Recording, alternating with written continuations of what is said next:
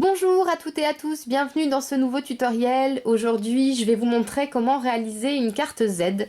C'est comme ça que je vais l'appeler, puis c'est comme ça que vous la retrouverez, enfin, quand vous retrouverez ce mécanisme sur Internet, sur les différents blogs, forums et Pinterest Co. Donc voilà, je vais vous montrer comment la réaliser. Vous allez voir, c'est super simple et c'est très rapide. Donc c'est pour moi un modèle de carte que je trouve très pratique quand on en a un certain nombre à faire, qu'on veut aller vite tout en ayant un rendu quand même plutôt original. Donc ben, je vous montre tout de suite ce qu'il vous faut pour réaliser cette carte et on y va.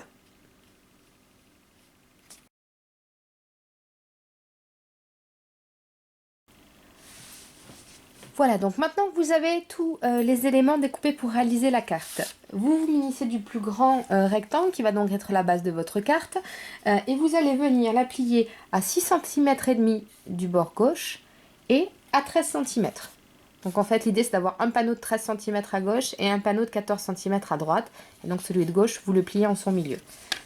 Pour le mécanisme, même chose en plus petit, vous allez venir plier cette fois-ci à 10 cm du bord gauche, puis à 5 cm. Là, vous avez en fait deux panneaux de 10 cm chacun, dont celui de droite sera plié en son milieu, c'est-à-dire à 5 cm à chaque fois, soit du bord extérieur, soit du pli central.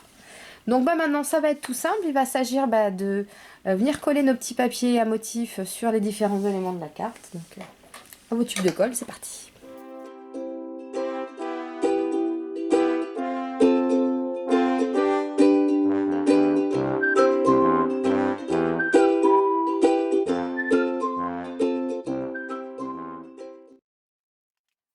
Donc, les éléments principaux de votre carte sont décorés avec du papier à motif. Maintenant, on va venir les assembler. Avant cela, bon, moi j'ai déjà choisi le thème, comme vous l'avez vu depuis tout à l'heure. Il traînait dans le coin. Je suis partie sur le thème des petits monstres, et plus précisément de Bob Razowski, qui est donc le personnage, enfin un des personnages principaux de Monstres et compagnie, qui est définitivement mon Pixar préféré. Et puis c'est le personnage que je préfère en plus dans mon dessin animé préféré, donc voilà. Donc j'ai prédécoupé à l'avance pour pas que la vidéo prenne trop de temps, mais ce que j'ai fait c'est que du coup sur le papier blanc central que j'ai découpé, j'ai imprimé mon message. Alors ça, l'avantage c'est que j'ai pu faire ça avec, directement avec le logiciel de la Silhouette, puisque vous pouvez importer dans ce logiciel autant de polices d'écriture que vous le souhaitez. D'ailleurs, je vous mettrai un lien dans la description de la vidéo vers un site que vous connaissez probablement, mais pour celles qui l'ignoreraient encore, celles et ceux qui l'ignoreraient encore, c'est une vraie mine d'or pour les polices d'écriture, sachant que la grande majorité, pour ne pas dire toutes, j'ose pas m'avancer, sont gratuites. Donc il suffit juste de les télécharger, de les extraire. Il y a un système d'installation automatique maintenant, quand vous double-cliquerez dessus, ça vous proposera de les installer. Il vous suffit de démarrer le logiciel ou de le redémarrer, hein, parce que si vous avez le logiciel déjà ouvert et vous essayez d'installer, ça ne prendra pas en compte. Il faut redémarrer le logiciel pour que le menu déroulant prenne en compte les nouvelles polices que vous aurez installées entre temps. Voilà, donc j'ai pu trouver cette petite police d'écriture, donc très mignonne. Enfin, moi j'ai trouvé très rigolote. Donc en gros, les lettres sont un petit peu poilues, je sais pas si vous voyez bien, un petit peu comme de la fourrure de monstre. Donc j'ai réalisé ce petit message là, j'ai réalisé également celui-ci plus petit sur le petit rectangle blanc qui sera à l'intérieur de la carte. Donc l'idée, voilà, ce sera d'avoir ce carton-ci central avec mon petit Bob et le message ici à l'intérieur. Parce que ce qui est sympa dans cette carte, c'est qu'évidemment quand elle est refermée, voilà, vous masquez le message à l'intérieur qui se dévoile lorsque vous l'ouvrez. Donc je vais venir maintenant rajouter mon petit Bob en dessous du message, puisque donc j'avais laissé l'espace volontairement pour pouvoir rajouter le personnage. Hop, tac.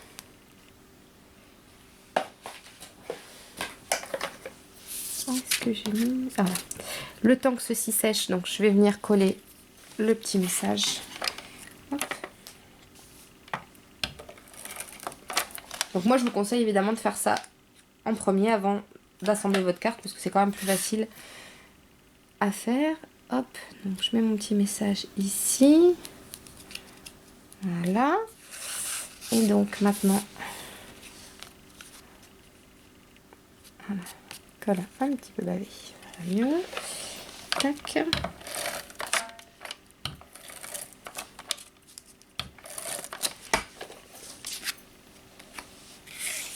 Donc, je viens positionner comme ceci mon petit personnage central. Je retire, la colle a un peu bavé, j'aime pas ça. Voilà. Voilà. Et donc maintenant pour assembler ma carte, ce que je dois faire c'est venir coller d'abord cette partie-ci. Pour pas vous tromper, c'est l'idéal. Ne cherchez pas en fait à avoir un carré parfait.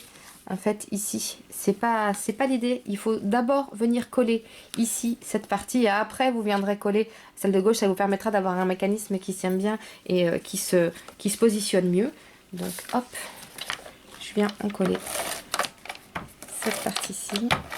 Hop, voilà. Et vous venez la positionner sur le côté droit, plus ou moins au milieu. Vous faites en fonction. Alors là, moi, c'est facile parce que j'ai choisi un papier à motif à carreaux, donc ça fait des lignes. C'est pas désagréable. C'est plus facile, au contraire. Donc, même chose, je vais venir ici coller maintenant la partie gauche. Donc, hop, on rabat comme ceci.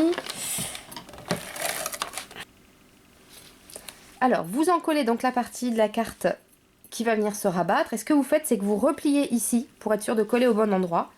Et vous venez rabattre en fait votre mécanisme comme ceci, ce qui vous permettra, voilà, d'être bien et de pouvoir aplatir correctement votre carte de sorte à ce qu'elle rentre dans une enveloppe classique, vous voyez. Et donc là, j'ai mon système qui fonctionne parfaitement. Le message est caché quand la carte est fermée et hop, il se dévoile quand elle est ouverte. Et la carte peut tenir debout, ce qui est pas mal aussi. Parce que je sais que certaines de mes copines aiment bien conserver les cartes que je leur envoie. Et du coup, petite dédicace à Delphine qui a mis mes cartes, différentes cartes que j'ai pu lui envoyer sur son buffet. J'en suis très fière.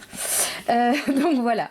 Donc maintenant, si vous souhaitez décorer plus avant votre carte, bien évidemment, vous pouvez le faire. Moi, ce que je vais venir faire, c'est qu'avec du Glossy Accent, je vais venir réaliser comme des petits faux strass en fait, ici au croisement de mes petites lignes vertes.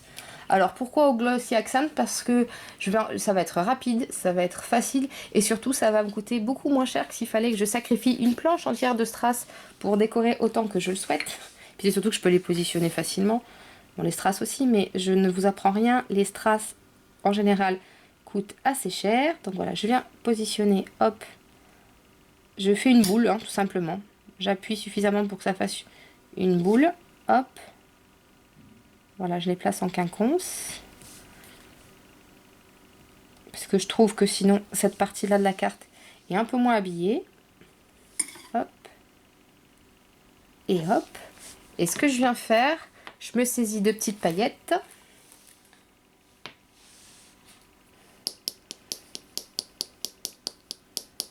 N'hésitez pas à en mettre beaucoup pour être certain que vos petits points...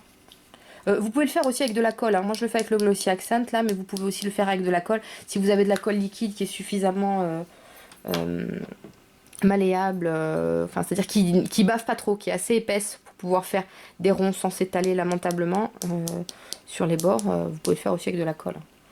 Il faut qu'elle soit voilà, assez épaisse. Hop, je tapote pour faire tomber l'excédent. Je souffle pour enlever le reste et voyez, voilà, je vais avoir des petits points. Bon là, j'ai pas encore enlevé l'excédent. Moi, ce que je fais dans ces cas-là, c'est que j'attends que ça sèche bien et je passe tout simplement avec un petit pinceau et ça va faire tomber, en fait, par électricité statique, il y a des petites paillettes toujours qui restent collées. Si vous passez avec un petit pinceau, bah, ça vous permettra de pouvoir enlever le surplus. Voilà, ma carte est donc maintenant terminée. Je vais juste la laisser sécher un petit peu quand même à l'abri de mon chat. Le temps que les petits points de colle avec du strass, avec les paillettes pardon, dessus, sèchent définitivement. Une fois que c'est sec, après, ça bouge plus du tout et ça ne se décroche pas de la carte, hein, vous inquiétez pas. Donc voilà, le mécanisme fonctionne parfaitement. Voilà, j'espère que ce tutoriel vous a plu donc pour cette carte Z qui peut être déclinée d'autres façons. Je vais d'ailleurs vous proposer, après cette première vidéo, une autre qui portera donc plus ou moins sur le même thème et vous verrez qui sera réalisée différemment mais qui permettra encore voilà, d'avoir un mécanisme comme ceci de deux panneaux qui se superposent et qui font ce petit effet là mais voilà la carte sera très différente hein, vous verrez donc je vous dis à très vite dans cette nouvelle vidéo, je vous souhaite une bonne fin de journée, je vous dis à bientôt, allez bye bye.